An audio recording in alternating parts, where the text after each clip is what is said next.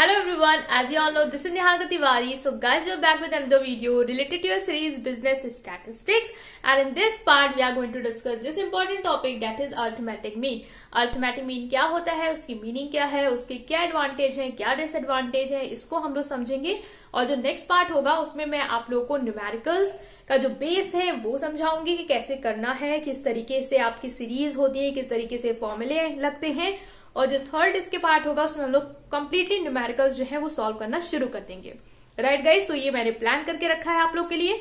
तो पहला part start कर रहे हैं अर्थमेटिक मीन की मीनिंग के साथ। So without any further delay let's start this video.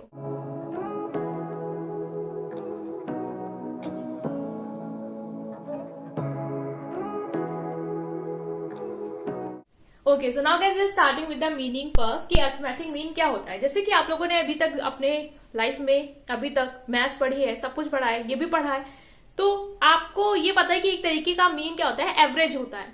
जैसे एवरेज में आप लोग जितने भी नंबर दिए रहते हैं उनका सम करके उसको डिवाइड कर देते हैं नंबर ऑफ ऑब्जर्वेशन से, उसी तरीके से सिमिलर आपका मीन होता है, जो क्या होता है कि इक्वल होता है sum of all the values in the data set divided by number of values. मतलब जितनी भी वैल्यूज आपको दी हुई है, लाइक ये वैल्यूज अगर आपको दी हुई है तो आप इन सभी वैल्यू को क्या करोगे, सम करोगे और उसको डिवाइड कर दोगे नंबर ऑफ द ऑब्जर्वेशन, मतलब जितनी वैल्यूज हैं उनसे।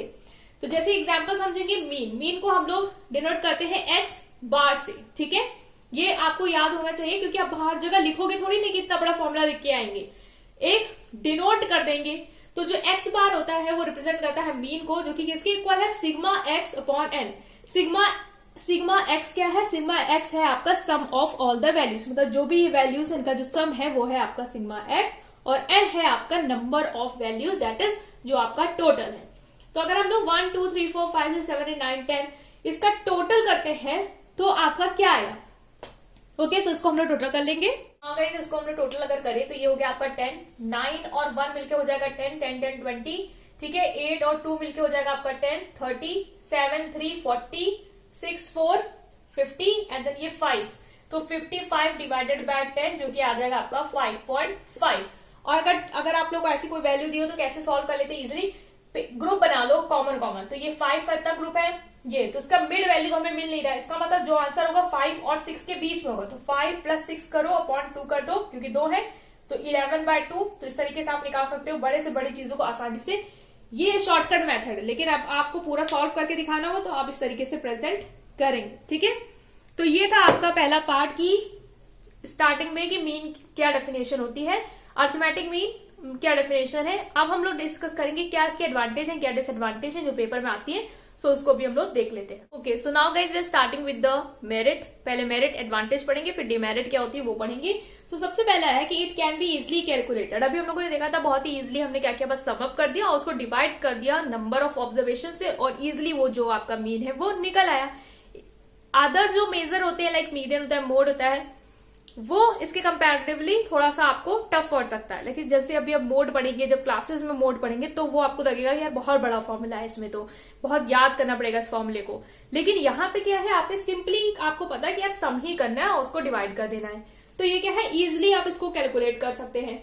As every item is taken in conclusion it is affected by every item. सारे आइटम मतलब जितने भी आपके वैल्यूज हैं हम लोग उसको क्या करते हैं, इंक्लूड करते हैं। ठीक है, जितनी भी वैल्यूज उनको इंक्लूड करते हैं, इसीलिए ये पूरे आइटम से क्या होता है, इफेक्ट होता है। ऐसा नहीं है कि कुछ आइटम हम लोग लेफ्ट आउट कर देते हैं, सब कुछ इंक्लूड कर रहे हैं, सारी वैल्यूज को इन्वॉल्व कर लेते हैं इसमें। इसीलिए ये एक अच्छा मेथड है, इसकी एडवांटेज है, और यही कहीं ना कहीं आगे जाकर डिमेरिट भी बनेगी, वो एक्सप्लेन करूंगी कैसे। सो ये आप बोलेंगे कि as it is every item is included, तो सारे आइटम से क्या होता है, ये इजिली अफेक्टेड होता है। तो कोई भी रिजल्ट आएगा वो सारे आइटम से क्या होगा, कहीं ना कहीं अफेक्टेड होगा। As the mathematical formula is rigid one, the result remain the same. इसका जो मैथमेटिकल फॉर्मूला है वो हमें पता है, समीशन जो एक्स था अपॉन एन, मतलब सम ऑफ ऑब्जर्वेशन व नंबर ऑफ ऑब्जर्वेशन।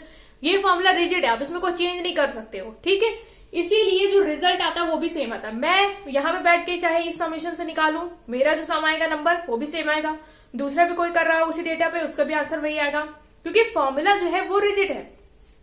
ठीक है, तो रिजल्ट सेम आएगा, तो वेरिएशन नहीं होगा कहीं की आपका अलग आ रहा उनका अलग, तो हम कंफ्यूज हो रहे हैं क्या सही क्या गलत, ऐसा नहीं होगा। ठीक है, it can be further subjected to algebraic treatment. इस पे फर्दर एल्जेब्रिक ट्रीटमेंट कर सकते हैं। लाइक जो मीन होता है, आपने मीन निकाला, ऐसा नहीं है कि इस मीन का आंसर जो आ गया बस वही खत्म, आप इस पे कुछ और ट्रीटमेंट नहीं कर सकते। नहीं, मीन से अभी आगे पढ़ेंगे, मीन डेविएशन निकालते हैं, वहां पे यूज होता है, तो इसका और भी आगे फर्दर स्टेप में यूज हो रहा है। मीडियन, मोड, इन सब का वहीं पे जाके चीज जो है वो रुक जाती है। तो अदर अलजेब्रिक ट्रीटमेंट भी इस पे हम लोग कर सकते हैं, वहां पे भी इसको यूज कर सकते हैं। लास्ट है calculation does not require the arrangement of data. जो हम लोग कैलकुलेशन कर रहे हैं उसमें किसी डेटा को हमें अरेंज नहीं करना कि असेंडिंग ऑर्डर में करो, डेटा को डिसेंडिंग ऑर्डर में करो, जैसे भी मीडियम में पढ़ेंगे असेंडिंग डिसेंडिंग में अरेंज करते हैं। यहाँ पे कोई अरेंजमेंट नहीं है, तो ये इजी है, बर्डन नहीं है। ठीक है, तो ये है इसके कुछ एडवांटेज जो हमने डिस्कस की। अब इसके क्या डीमेरिट या क्या डिसएडवांटेज उसको भी चेकआउट करते हैं। Starting with the last, that is demerits क्या होती हैं। पहली है कि if any data is missing then mean can not be calculated. उससे पहले वाली बात में मैंने, जब हम लोग डिस्कस कर रहे थे कि मेरिट क्या होती है, एडवांटेज क्या होगी, तो मैंने आपको बताया भी था कि वहां पे क्या हो रहा है, आपका जो भी आप वैल्यूज है सारी वैल्यूज को आप इंक्लूड कर रहे हो। ठीक है, सारी वैल्यूज को आप इंक्लूड कर रहे हो। यहाँ पे हमने क्या बोला कि इससे सारी वैल्यू को इंक्लूड करते हैं, तो अगर एक भी वैल्यू मिसिंग है तो आप मीन कैलकुलेट नहीं कर सकते हो, क्योंकि वो सारी वैल्यू से ही तो एवरेज निकल रहा है।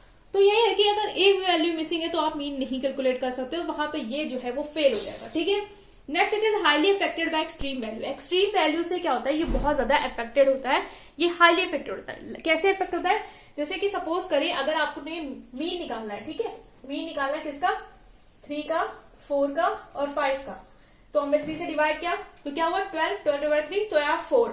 इसी तरीके से अगर मैंने वैल्यू यहाँ पे बदल दी, एक्सट्रीम वैल्यू ले ली, कोई बहुत बड़ी वैल्यू ले ली, लाइक 3, 4, और मैंने यहाँ पे ले लिया आपका सपोज करो 3 ले लिया, 5 ले लिया और यहाँ पे ले लिया 40 और डिवाइडेड बाय 3, तो ये कितना हो गया 48। 48 को आप 3 से डिवाइड करो क्या आएगा 16। देख रहे यहाँ पे तो मीन 4 आ रहा है, एक वैल्यू थोड़ी बड़ी ले ली तो मीन तुरंत इतना ज्यादा डेविएशन आ गया। तो ये क्या है, एक्सट्रीम वैल्यू से इफेक्ट होता है। ठीक है, जो मीन होता है वो आपका एक्सट्रीम वैल्यू से इफेक्ट होता है, आंसर पूरा कहीं ना कहीं रिजल्ट चेंज ही कर देगा वो आपका। जो कंक्लूजन आप यहां से निकाल दोगे वो कंक्लूजन आप यहां से नहीं निकाल पाएंगे। तो वो है कि ये इफेक्ट होता है आपका एक्सट्रीम वैल्यू से। Graphical representation is not possible, आप इसको ग्राफ में प्रेजेंट नहीं कर सकते, ये इसकी डिमेरिट है। ठीक है, मीडियन और मोड को कर सकते हैं लेकिन इसको नहीं कर सकते, तो ये एक इसकी डिसएडवांटेज है। Sometime it give impossible laughable conclusion, कभी कभी ऐसा कंक्लूजन दे देता है जिसपे लगता है कि अरे ये तो हो ही नहीं सकता, या ये laughable, like number of students हैं। अब नंबर ऑफ स्टूडेंट ले लिया 1 2 3 4 5 मतलब 10 तक ले लिए। ठीक है, 1 2 3 4 5 6 7 8 9 10, इसका सम क्या आया 5.5 समथिंग है ना, 10 से करेंगे, अभी ये दिखा रहा था इससे पहले 5.5। तो क्या 5.5 स्टूडेंट्स हो सकते हैं? नहीं हो सकते, आधा बच्चा थोड़ी ना हो जाएगा। तो ये क्या है, ऐसी कंक्लूजन दे देता है जो लाफेबल हो या इम्पॉसिबल हो। Qualitative forms such as honesty, cleverness cannot give X, that is mean, as data cannot be numerically expressed। और जो क्वालिटेटिव डेटा होता है उसमें तो यार ना ये देगा ना मीन, मीडियन, मोड, तो इस तरीके से क्या ये न्यूमेरिकली एक्सप्रेस नहीं हो सकता, तो हम लोग निकाल भी नहीं सकते, है ना। तो ये है क्या इसकी डीमेरिट्स, जो कि आपको समझनी थी। इजी डीमेरिट्स है, मेरिट हम लोगों ने पढ़ ली है, मीनिंग क्या होता है वो कवर अप कर लिया है। नेक्स्ट जो पार्ट होगा उसमें आपको मैं बताने वाली हूं कि individual series, continuous series, discrete series ये क्या होती है, कितने मेथड हैं आपके मीन निकालने के, और स्टार्ट करेंगे हम लोग उसके बाद से न्यूमेरिकल्स, एक एक मेथड को और हर सीरीज पे उसको अप्लाई करेंगे। राइट गाइस, तो ये वीडियो अगर पसंद आई है then please press like button and subscribe to my channel. Thank you.